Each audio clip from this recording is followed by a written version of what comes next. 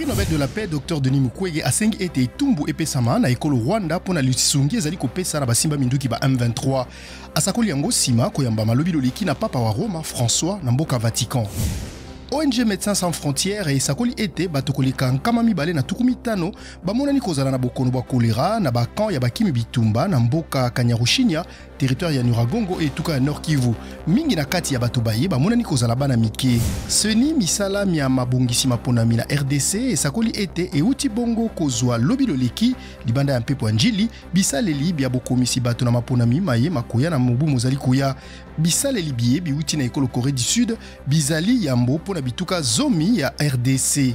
Au commissaire ya ONU na maimatali makoki mabomoto Volker Turk asakola ki lobi loleki ete ayoki somo makasi komona bobomi bwa bato koleka nkama moko na tukumisato na batomboki ba M23 na est ya ekolo Congo démocratique pe asakoli ete akosala mobembo ekolo eye mobu mozali koya.